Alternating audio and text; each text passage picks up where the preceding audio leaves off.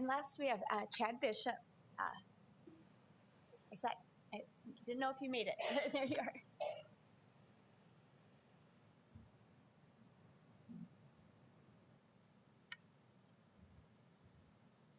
Did I dare do that?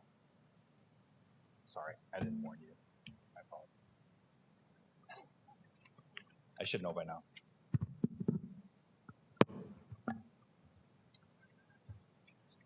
Just to clarify the reason for the QR code, just to make it easy for everyone in the room to follow along and or for you to have copies of any references that I cite.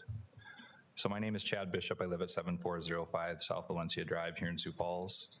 As the largest school district in the state with over 1,800 teachers and 24,000 students under your care, what you do here matters. On November 8th, I addressed this body and began a statement where I intended to ask you to offer, if not require, screening for SARS-CoV-2 antibodies or adaptive T-cell response prior to the administration of vaccines for children on the Sioux Falls School District property. This is a continuation of that statement. Where I left off, keep in mind a 1969 article written for the American Association of Physics Teachers titled, "What is Science?" where Dr. Richard Feynman makes a peculiar statement. Science is the belief in the ignorance of experts. In that spirit, do the vaccines on offer provide sterilizing immunity? Do the vaccines on offer, and I mean that in terms of the medical sense, not the tinfoil hat conspiracy sense. Do the vaccines on offer prevent infection? Do the vaccines on offer prevent transmission? Do the vaccines on offer confer the development of mucosal IgA antibodies? Do the vaccines on offer confer the development of IgG antibodies for any other proteins other than the spike? Why are boosters already being required? We just started administering these vaccines a year ago. On October 17th, the Argus Leader reported, what that means is better than 99% of all South Dakotans who have either been vaccinated or recovered from COVID-19 have not tested positive or tested positive a second time. You should ask yourself what the cycle thresholds used and the RT-PCR assays used to diagnose them the first time, and what rate of false positives occurred as a result. It has been 20 months and 12 days since the first case of COVID-19 was diagnosed in the state, and less than 1% have been reinfected according to the state epidemiologist, as reported by the Argus. What should we make of a recent letter from the CDC in response to Dr. Aaron Cariarty's FOIA request, where the CDC admits that they have no documented evidence of a single person with natural immunity getting reinfected and transmitting the virus? If you've followed my arguments thus far, you understand it can be credibly argued that there is very little benefit offered by the vaccines to the COVID-19 recovered or to society by them taking them. The vaccinated can still become infected and can still transmit the virus. Now extend this logic to the demographic that is at least risk of adverse outcomes, children.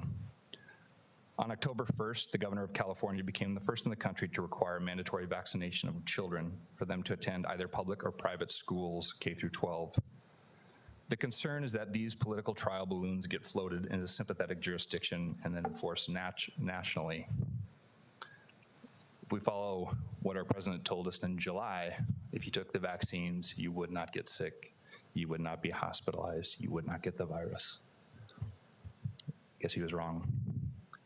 On October 29th, the FDA approved the emergency use authorization for the Pfizer-BioNTech vaccine for 5 to 11-year-olds. The same vaccine was analyzed in the Israeli study I mentioned 2 weeks ago. We're at a point where the most vulnerable have been vaccinated or had the opportunity to avail themselves of the vaccine. Are we now mandating the vaccination in violation of rights to protect those who will not protect themselves? California is mandating it for their children to learn. Thank God we don't live in California. Stanford's John Ioannidis, renowned epidemiologist, characterizes the risk stratification of COVID-19 as 10,000-fold between an 80-year-old with comorbidities and a metabolically healthy 10-year-old child. What does this mean? It means that their risk in terms of absolute risk reduction, if they've already had the disease and they have recovered, the benefit to them of giving them a vaccine is negligible. And if you're going to offer these vaccines on site in the school district property, you should at least make the parents aware that they can be screened for prior infection and recovery to discern if the risk of taking the vaccine is warranted. Now, I acknowledge the risk is relatively low, but in terms of absolute risk reduction from what it would have been from someone who has not been vaccinated or not had the disease and recovered to someone who is recovered, the benefit is negligible and there's only risk, and therefore it is unethical to give these kids vaccines without prior screening. A moral society does not ask our children to pay our generation's debts, and we do not shield adults by asking our children to take upon themselves a risk for no appreciable benefit to themselves, given this risk stratification. Thank you for your time. Thank you. There were no people signed up for the agenda items, so we'll move on to approval of the agenda. Do I have